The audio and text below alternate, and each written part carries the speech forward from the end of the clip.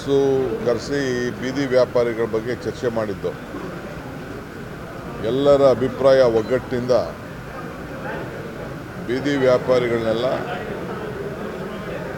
ಎಲ್ಲೆಲ್ಲಿ ಟ್ರಾಫಿಕ್ಕಿಗೆ ತೊಂದರೆ ಆಗ್ತಾಯಿದೆ ಅವ್ರನ್ನೆಲ್ಲ ತೆರವುಗೊಳಿಸಬೇಕು ಅನ್ನೋದು ಎಲ್ಲ ಒಟ್ಟ ಅಭಿಪ್ರಾಯ ಆಗಿತ್ತು. ಮೂರು ಪಕ್ಷದವ್ರದ್ದು ಅಭಿಪ್ರಾಯ ಆಗಿತ್ತು. ಆ ಪ್ರಕಾರ ಕೆಲಸ ನಡೀತಾ ಇದೆ. ಆದರೆ ಅವರಿಗೆ ಸೈಡಲ್ಲಿ ಹಾಕೊಳ್ಳಿ ಅಂತ ಹೇಳಿದ್ದೀವಿ. ಆಮೇಲೆ ಸುಮಾರು 60,000 ಜನ ನಾವೊಂದು ಸರ್ವೆ ಮಾಡಿಸಿದ್ದು. ಅವ್ರಿಗೆಲ್ಲ ಗುರುತಿನ ಚೀಟಿ ಕೊಡಬೇಕು ಅಂತೇಳಿ ಕೆಲವರೆಲ್ಲ ಸರ್ವೆ ಮಾಡಿಸಿಟ್ಟಿದ್ದೇವೆ. ಒಂದು 30,000 ಜನ ತಳ್ಳೋ ಗಾಡಿಗೆ ವಿವಿಧ ರೀತಿ ವಾಹನಕ್ಕೆಲ್ಲ ಅರ್ಜಿ ಹಾಕ್ಕೊಂಡಿದ್ದಾರೆ.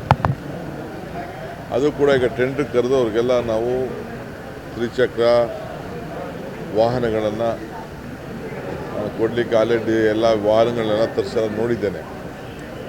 ಸೊ ಅದು ಕೃಷ್ಣ ಬೈರೇಗೌಡರು ಮಾಡ್ತಾರೆ, ಹೇಳಿದ್ದೀನಿ ನಾನು. ಆದಷ್ಟು ಜಲ್ದಿ ಅವ್ರಿಗೆಲ್ಲ ವಾಹನ ಕೊಡಿ ಅಂತ. ನಾವೇನು ನಿಗದಿ ಮಾಡ್ತೀವಿ ರೋಡ್ಗಳು ಅಲ್ಲಿ ಅವ್ರು ಇಟ್ಕೊಳ್ಳಿ. ಅವ್ರಿಗೆ ನಾವೇನು ಯಾರಿಗೂ ಹೊಟ್ಟೆ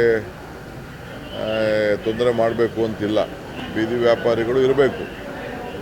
ಆದರೆ ಹಂಗಂತ ಮೇಯ್ನ್ ರೋಡಲ್ಲಿ ಹಾಕ್ಕೊಂಡು ಕವರ್ ಹಾಕ್ಕೊಂಡು ಮಾಡೋಕ್ಕೆಲ್ಲ ಆಗಲ್ಲ. ಯಾಕೆಂದ್ರೆ ಎಲ್ಲ ಸುಪ್ರೀಂ ಕೋರ್ಟಲ್ಲಿ ಕ್ಲಿಯರಾಗಿ ನಮಗೆ ಡೈರೆಕ್ಷನ್ಸ್ ಇದೆ. ಸೊ ಕೋರ್ಟ್ ಪಾಲನೆನೂ ಮಾಡಬೇಕು, ಜನರ ಅಭಿಪ್ರಾಯನೂ ಕೇಳಬೇಕು. ಸೊ ಅದಕ್ಕೆ ನಾವು ಈ ತೀರ್ಮಾನ ಮಾಡ್ತಾಯಿದ್ವಿ. ಮುಂದಕ್ಕೆಲ್ಲ ಸ್ವಲ್ಪ ಕೆಲವ್ರಿಗೆ ಕಠಿಣವಾದಂಥ ತೀರ್ಮಾನ ಆಗ್ತದೆ. ಒಂದು ನಿಮಿಷ, ನಾನು ಮಾತಾಡ್ತಾ ಇರೋದು, ನೀವು ಮಾತಾಡ್ತಾ ಇರೋದು ನೀವು ಮಾತಾಡ್ಕೊಳ್ಳಿ. ನಾನು ನಿಮಗೆಲ್ಲ ಉತ್ತರ ಕೊಡಲ್ಲ. ನಾನು ಹೇಳಿದ್ದೆಲ್ಲ ಹೇಳಿದ ಮೇಲೆ ಆಮೇಲೆ ಮಿಕ್ಕಿದೆ. ಸೊ ಅದಕ್ಕೆ ನಿಮ್ಗೆ ಇಷ್ಟ ಆಗಿದ್ದಾಗ ಮಾತಾಡಬೇಕು ಅಂತ ಹೇಳ್ತೀರಾ. ನಾನು ನಿಮ್ಗೆ ಇಷ್ಟ ಬಂದಾಗ ಮಾತಾಡೋಲ್ಲ. ನನಗೇನು ಇಷ್ಟ ಇದೆ ಅದೇ ಅವೆಲ್ಲ ತಿಳ್ಕೊಳ್ಬೇಕು ನೀವೆಲ್ಲ. ನಾನೆಲ್ಲೂ ಮೀಡಿಯಾಗೆ ಅಡ್ರೆಸ್ಸೇ ಮಾಡ್ತಿಲ್ಲ. ಇಲ್ಲಿ ಏನೋ ನಿಮ್ಗೆ ಗೌರವ ಕೊಟ್ಬಿಟ್ಟು ನಾನು ನಾಳೆ ಫ್ರೆಂಡ್ಸ್ ಅಂತ ಬಂದಿದ್ದೀನಿ. ಸೊ ಈ ಬೀದಿ ವ್ಯಾಪಾರದ್ದು ಈ ರೀತಿ ತೀರ್ಮಾನ ಮಾಡಿದ್ದೇವೆ.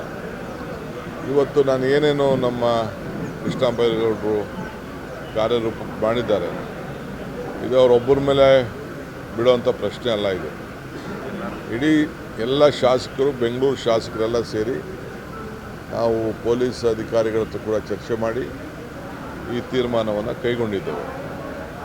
ಸೊ ಅವ್ರಿಗೆ ಆಲ್ಟರ್ನೇಟಿವ್ ಸ್ವಲ್ಪ ಸೈಡ್ ರೋಡ್ಗಳು, ಬೇರೆ ರೋಡ್ಗಳನ್ನ ಕೊಡ್ತೀವಿ. ಬಟ್ ಅವರು ವ್ಯಾಪಾರ ಮಾಡ್ಕೊಂಡು ಸಾಯಂಕಾಲ ಹೋಗಬೇಕು. ತಳ್ಳ ಗಾಡಿ ತೊಗೊಬರ್ಬೇಕು, ಇಟ್ಕೋಬೇಕು, ಹೋಗಬೇಕು. ಅಲ್ಲೇ ಟೆಂಟ್ ಹಾಕ್ಕೊಂಡು ಕೂತ್ಕೊಳ್ಳೋಕ್ಕಾಗಲ್ಲ.